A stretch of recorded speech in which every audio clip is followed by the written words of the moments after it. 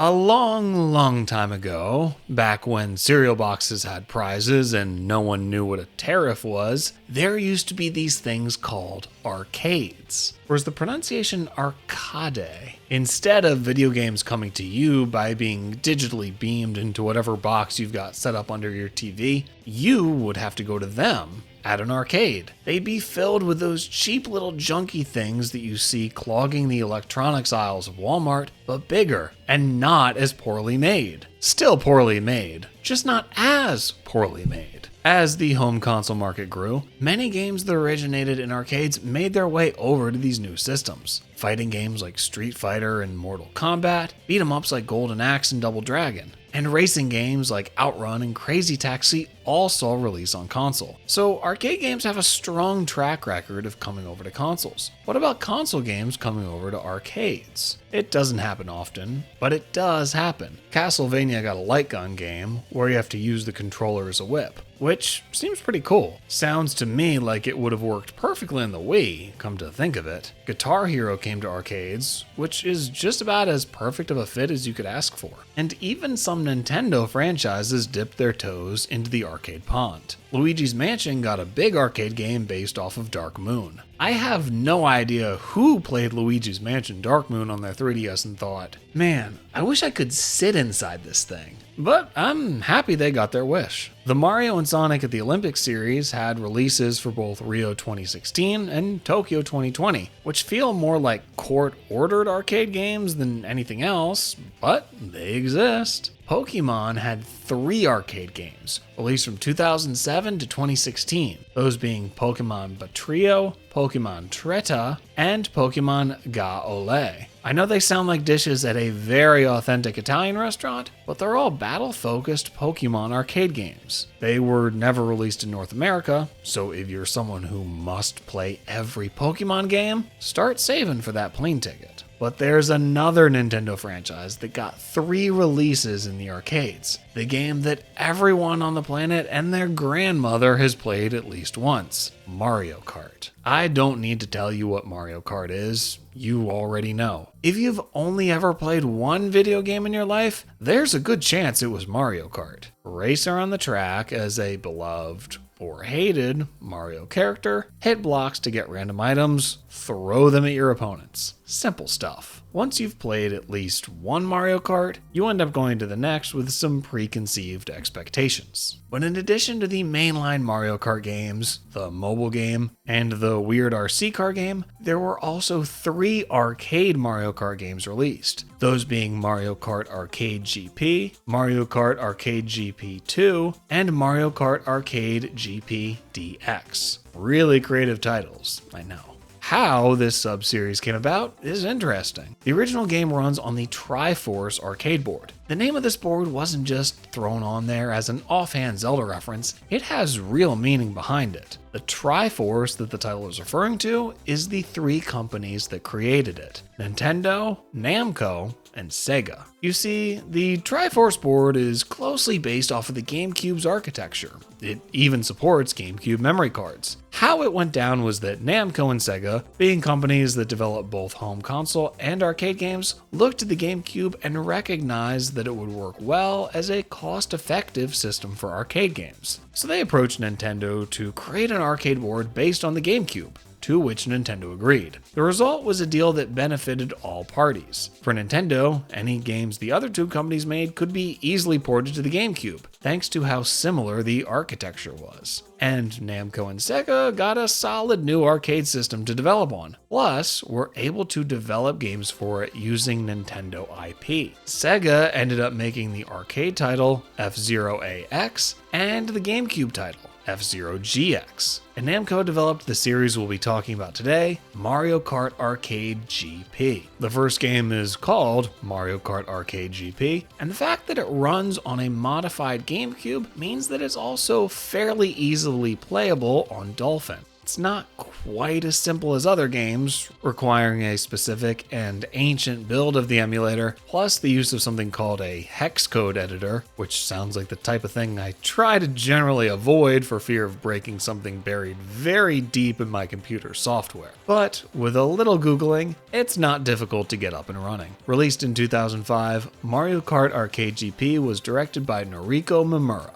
If you'd like to know more about this man, so would I. Aside from directing this game, the only other title he has a credit for is a special thanks in the mobile game Tales of the Rays in 2017. So who is this mystery man? Did he just direct one Mario Kart arcade game in 2005, then 12 years later drop off some donuts at a mobile game studio, and then go back into hiding? Being a Mario Kart game, Arcade GP has similarities with the main series, but it has just as many differences. The characters are the same that appear in Mario Kart 64, with a few additions. This being a game developed by Namco, they saw fit to add a few of their own characters in, those being Pac-Man, Miss Pac-Man, and Blinky. Some welcome additions, I'd say, especially considering Pac-Man uses his design from the Pac-Man World games, of which I'm a big fan. The inclusion of non-Mario and even third-party characters is something I think the Mario Kart series should lean into more, which would bolster the roster without depending on generic enemies or babies. Pac-Man and company are perfect fits, especially with them using these iconic, timeless designs. And while I can't say for sure, I'm almost certain that the character models for the Mario characters were ripped from the Mario Party games of that era. I played way more Mario Party 7 than any kid should, so I can recognize these models with a blindfold on. Another similar, but different aspect of Mario Kart Arcade GP is the items. Instead of item boxes, we have item coins. For what reason this change was made, who's to say? But although the change from boxes to coins doesn't have a real impact on the gameplay, what's inside those item coins most certainly does. Simply put, there are a lot of items in Mario Kart Arcade GP. There's 55 standard items in the game, plus another 54 special items that are specific to characters, and are unlocked when you win races. Some of them will be familiar if you've played just about any other Mario Kart game. Shells, mushrooms, and bananas all make returning appearances. But the majority of items here are ones not seen in any Mario Kart game outside of the Arcade GP subseries. There's items that can be thrown forward at opponents, like basins and needle bombs, ones that drop behind the player's cart, like tacks and oil, and even melee items, like the Thunder Stick. A lot of these are pretty cool, and I would like to see them appear in a mainline Mario Kart game. There's a lot of items that affect your ability to control your kart, like the big and small tire, which turns one side of your tires big and the other small, causing you have to steer to the side to compensate for the lack of control. Or square tires, which makes it harder to steer and slows you down. I also really like the Tornado, which shoots forward and doesn't just hit one opponent, but any that are in its path. If the developers of any Mario Kart game are at a loss for what items to add to a new title, I'd recommend they look to Mario Kart Arcade GP. There's a lot of untapped potential here, but even though the game has the ability to dish out tons of items, how it delivers them to the player is much more restrained than you might think. In each race, only 3 items are given to the player, and what those will be are shown on the loading screen prior to takeoff. This gives each race a very different feel, and works to teach you what the items do by giving you a few opportunities to test each one out. I don't think this system would make much sense for a mainline Mario Kart, but for an arcade game, it works very well. When it comes to the gameplay, it's very much Mario Kart, through and through. The game evidently runs on a modified version of the Double Dash engine, but the karts here handle much differently, and frankly, better. It's the same high-speed, chaotic rush that all other games in the series offer. The only downside is that there are only 6 racers on the course, including the player. This is a far cry from the 12 racers in each race in Mario Kart 8, or the astounding 24 in Mario Kart World. The fewer number of racers puts a damper on how much pandemonium can happen on the track, which may be better for a casual player jumping into the game for a spin, but for an avid player of the console games, the courses end up feeling empty. You're able to drift around curves like in the other games, but there's no boost given at the end when you pull it off successfully. However, you do get a shield when drifting, to keep you safe from items, which is a clever touch. Collecting coins on the track will boost your top speed, but bumping into walls or even other racers will take them from you.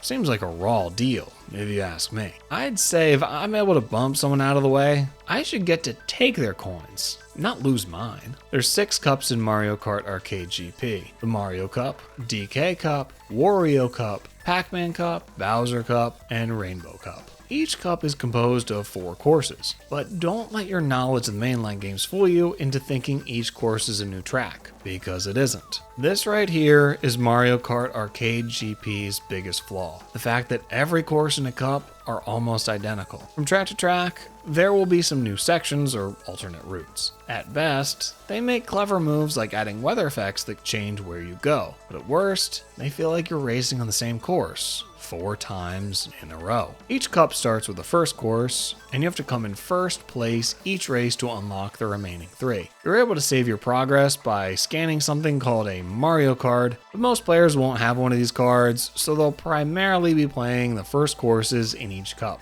So ladies, if you're on a first date and you spot a Mario Kart Arcade GP Mario card in your man's wallet, you know you got a real winner. The courses themselves are alright, but nothing special. Mario Cup has a nice beach setting, and the 3rd and 4th courses advance time into sunset and then night. But the layout of the track is so basic, it doesn't serve much of a purpose aside from being a very entry-level selection. The DK Cup is slightly better, sometimes giving you a section in some ruins, adding rain in the last 2 tracks, and some cute throwbacks to Donkey Kong Country with Espresso the ostrich making an appearance. But at the end of the day, the layout is still pretty boring, either being a straight loop or a floppy figure 8. The Wario Cup is my favorite of the bunch, taking place in Diamond City from the WarioWare games. WarioWare, and Diamond City in particular, is rarely reflected in Mario games, so this is nice to see. I absolutely love the visuals here. I'm a complete sucker for dense urban environments in games, and this one delivers perfectly. The splashy bright colors look great, the interior section is fun, and there's more verticality to it than the other cups. In 2 of the courses, snow covers the upper level, which gives us Arcade GP's only wintry segment, and works to change up the track's layout. The course also looks just as good at night as it looks in daytime. Next up is the Pac-Man Cup, which largely resembles the Pac Village setting from Pac-Man World 2. I enjoy Pac-Man World 2, and I'll proudly go to bat saying it's one of the better 3D platformers of the GameCube generation. So I'm happy to see it represented here, but I can't help but face the reality that time doesn't look too kindly on its inclusion. Referencing a recently released 3D platformer in your arcade racing game is one thing, but any casual player unaware of the connection will likely be confused as to why the Pac-Man Cup takes place in a generic village. This problem only grows more apparent as the years go by. As the eternally unre-released Pac-Man World 2's glow fades, its presence in Mario Kart Arcade GP only sticks out more and more. However, some of the Cup's courses include a section that does more closely match the aesthetics of the original Pac-Man game, complete with pellets and pixelated ghosts. Some of the corners are tough to get a handle on, but overall, it's a pleasant track. The Bowser Cup follows the visual style of many other Bowser-centric courses from other Mario Kart entries. Some interior segments of the castle, some exterior, and plenty of lava. Overall, not really much to say about it, other than that it serves its purpose of being a Bowser course. And finally, we have the Rainbow Cup, which is essentially another variation on Rainbow Road. You gotta have Rainbow Road. It's as vibrant and electric as always, although the layout isn't the best. It's not the worst, as it provides some interesting geometry, but there's too many flat straightaways for my liking.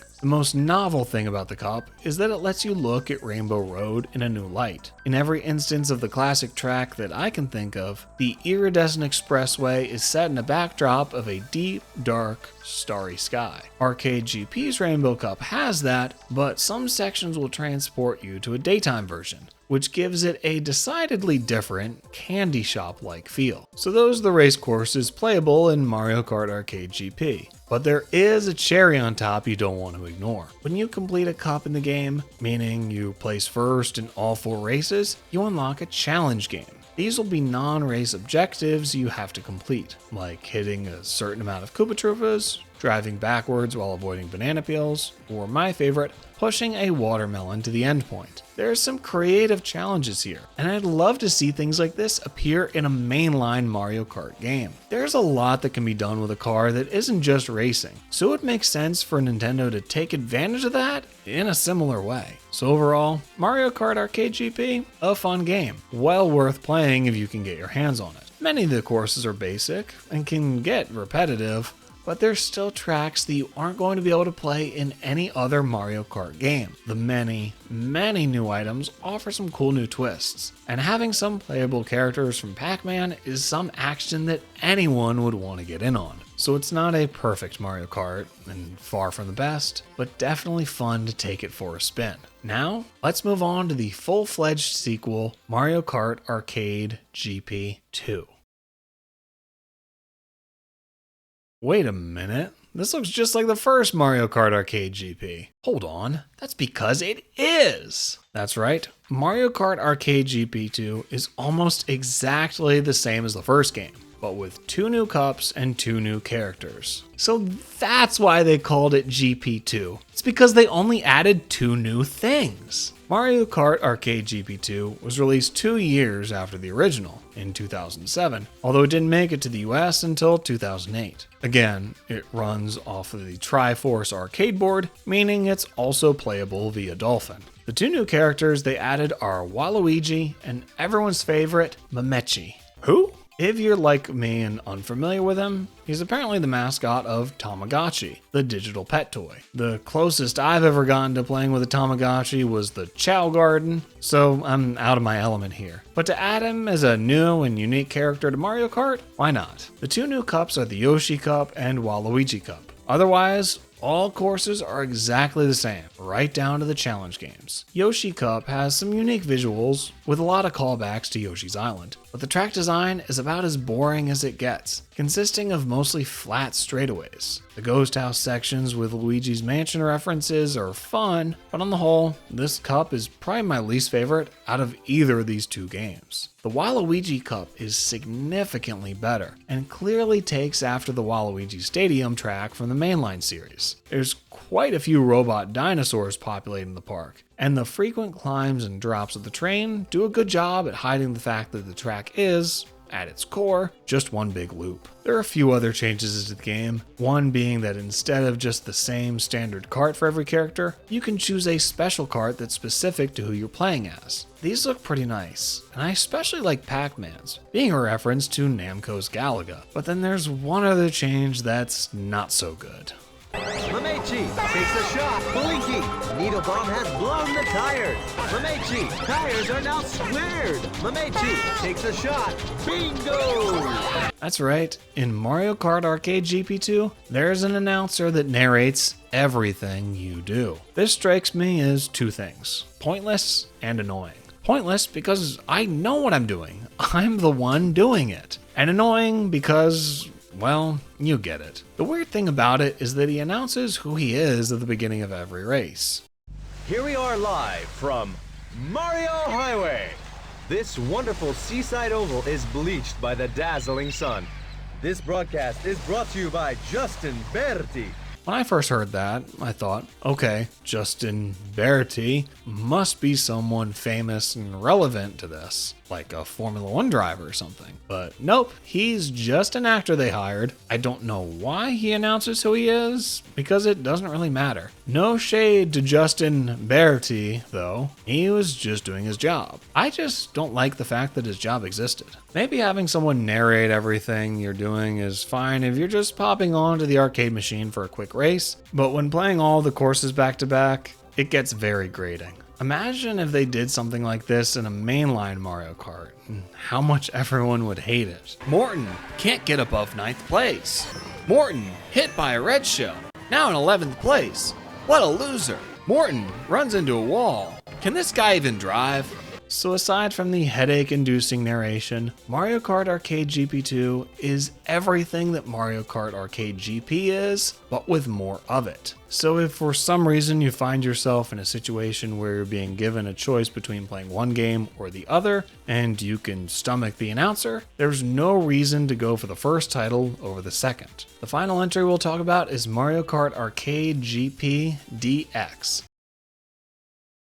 Released in Japan in 2013, the US in 2014, and not making it to Europe until 2017. Sorry, Europe. Guess you just had to wait around there with your free healthcare and great wine. Unlike the poorly titled GP2, DX is a fully fledged sequel. Entirely new graphics, new courses, and many new characters. This game is by far the best of the three. The karts handle so much better, and the new visuals look fantastic. It doesn't run on the GameCube related Triforce system anymore, to no one's surprise. I love the GameCube, but the thing has its limits. So, Mario Kart Arcade GPDX is a PC-based arcade game, meaning at its core, it's just an exe file. No hex code editor needed here. The first two arcade titles might have been more closely aligned with Double Dash, but DX has more in common with 7 and 8. It takes the gliders from 7 and looks very close to 8 visually. Now in glorious HD are our characters, some old and some new. You have the standard crew you'd expect in any Mario Kart game, with the additions now of Bowser Jr., Rosalina, Metal Mario, Baby Mario and Peach, Daisy, King Boo, and Lakitu. See, 2 babies. That's all you need, not 100. Namco characters also make a return, but not exactly in the same way. Pac-Man is back, but he uses his grotesque Ghostly Adventures design. Masahiro Sakurai had the right idea with this design. Get it out of here. Missing now are Miss Pac-Man and Blinky. Miss Pac-Man has a whole host of legal issues surrounding her, so I'm not surprised she's gone, but at least they didn't try to shove Pac-Mom down our throats. And in regards to Blinky, who cares? One new Namco character, though, is Don-chan, mascot of the Taiko no Tatsujin series. These are rhythm games that involve beating a drum, and have seen both home console and arcade releases. I've never played one of these games, but they seem fun, and look more Japanese than reading a book backwards. Another new addition is a large number of karts, which is a major step up from the 1 kart of the first game and the 2 karts of the second game.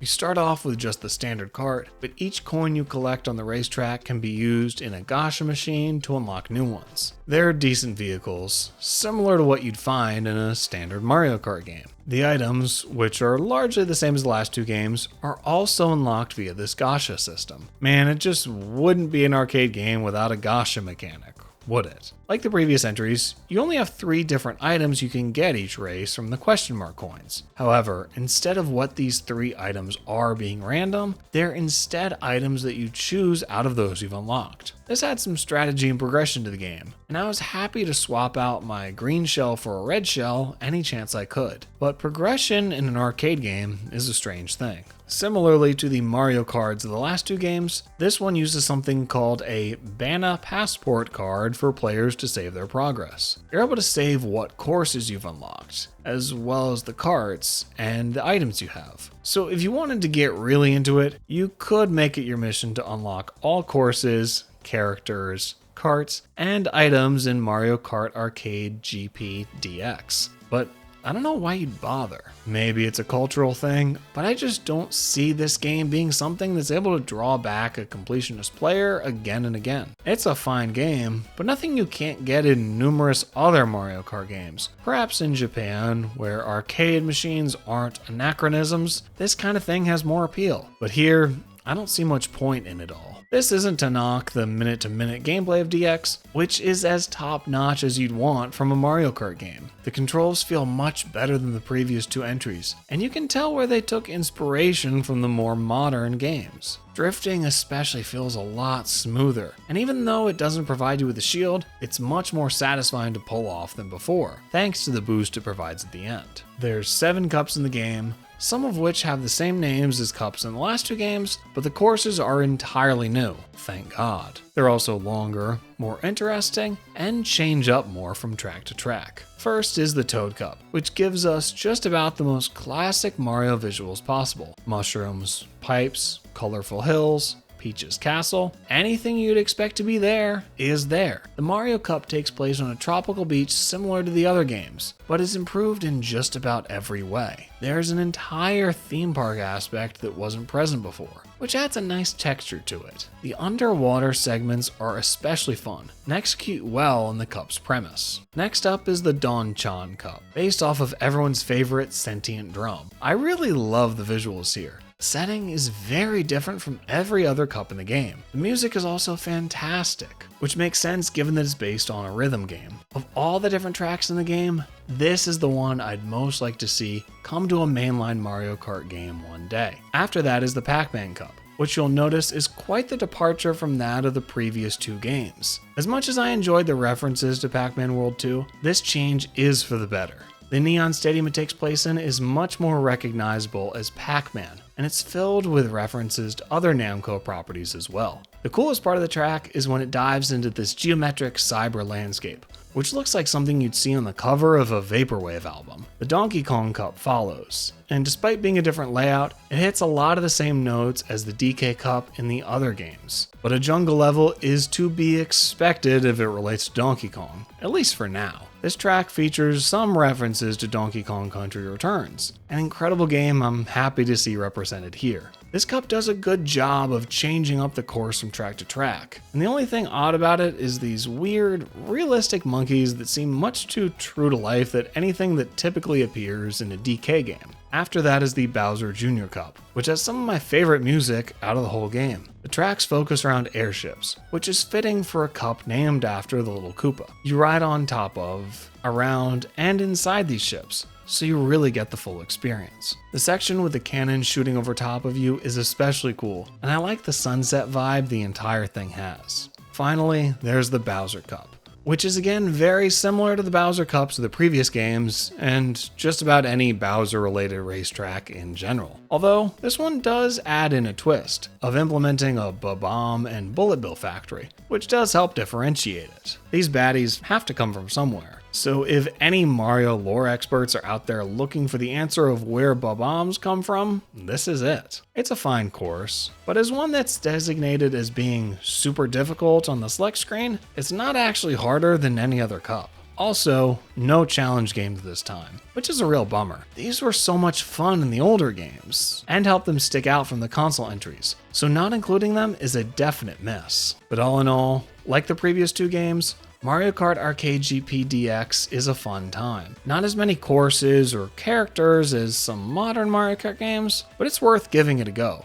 All three of these games are worth playing, whether for the novelty of playing Mario Kart with a real steering wheel that isn't the Wii wheel, or to get a glimpse into the courses, or just the simple fun. It's funny, because the names for the last two entries in the series should be switched. Mario Kart Arcade GP2 is really just an expanded version of the first game, a deluxe, you might call it, and Mario Kart Arcade GPDX is the fully grown sequel, deserving of a proper new number. So GP2 should have been called DX, and DX should have been called GP2. See, this is why Nintendo just needs to hire me already. So if you find yourself in an arcade and you see one of the machines, I'd recommend forking over some cash and taking it for a drive.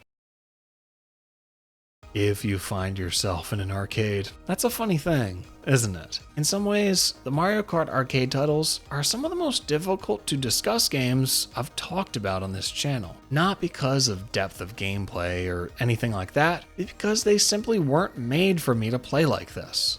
Even though I experienced all the courses and items in the exact same way as someone playing this in the arcade might, the setting of where I played them can't be helped. No matter how much I'd like to avoid this fact, playing something in a real arcade where you're surrounded by all sorts of different machines and games, prizes, lights, music, some food for purchase, and hopefully a few good friends is a very different experience than playing it at your computer desk in your home alone. It's clear in many ways how the games were designed around this setting. The tracks in each cup are repetitive, yes, but given that you have to pay for each one, most people would probably only do 1 or 2 before calling it quits. The Mario Kart and Banana Passport cards are available for the more die-hard enthusiasts who want to go through it all, but they're not required. And while my thoughts on these at-home versions of the games are pretty clear, it's impossible for me to say how I might feel differently if I played them in their designated arcade setting, for the most part. You see, I actually have played DX at an arcade near me,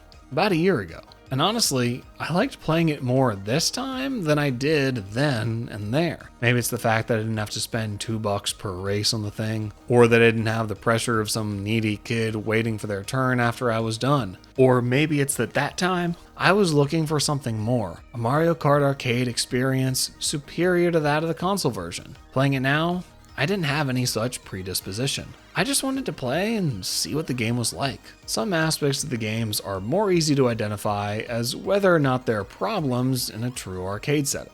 For instance, DX takes much longer to get from one race to the next than the other two, but it probably wouldn't matter if you're actually sitting there at the machine and need a moment of decompression before the next race starts. So it was annoying for me playing it here, but in its intended environment, I don't think I'd have minded. It's a harsh reality to face. The knowledge that no matter how hard you may analyze a game as comprehensively as possible, you might never be able to put yourself into the exact position that the developer was intending to deliver to. There's no such thing as an objective game review, but maybe something that isn't objective is closer to the truth. Everyone playing a game will have their own preconceptions, all of which are equally valid. So I ought to make mine known. As much as I, or anyone else, try to be unbiased, there's still the human element to contend with. This is something I've been learning as I've been covering new releases. Much like playing a game in an arcade is very different from playing it at home, playing a game for the purpose of making a video about it is very different from playing it for fun. Not that fun can't be had, but the mindsets are contrasting. I can try to put myself in the mindset of someone playing a game with no motive other than to have a good time, but while I think I get most of the way there, there's no helping the fact that playing a game for an hour or so each night while laying on the couch is different from playing it upright at a desk, during every free moment, while nursing OBS recordings and taking notes. Each experience has its pros and cons, but there's no arguing that they are different.